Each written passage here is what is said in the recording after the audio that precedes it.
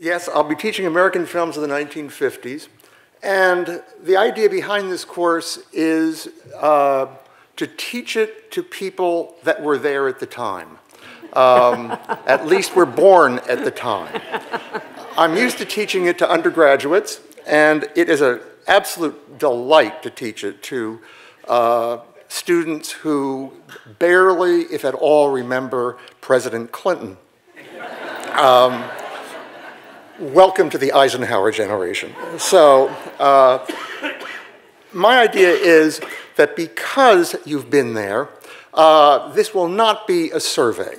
Instead, I visualize the course as a probe, asking rather specific questions of specific films. I've chosen 10 such features, and we will decorate those with some animated films, some lectures that will be adorned with clips and the rest.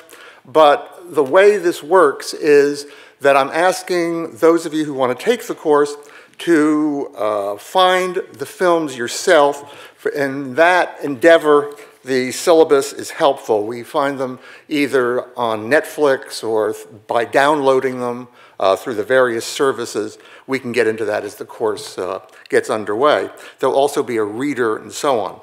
The idea is that, for me, the 50s is the most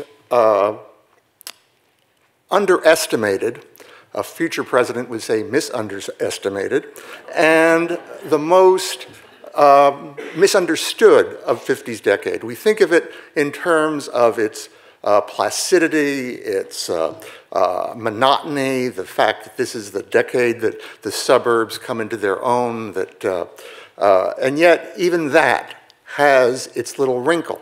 It may be the only decade in which we worried that we could die of boredom and die of the nuclear attack. And so that in itself gets reflected in these films.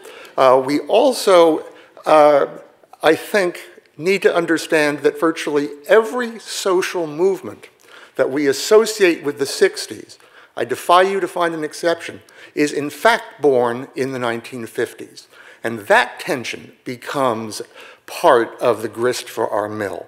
Finally, the idea that the criticism that we launch against the 50s was started in the 50s itself. No decade of the 20th century was more self-critical. And that, too, gets reflected in the movies that we're going to be choosing.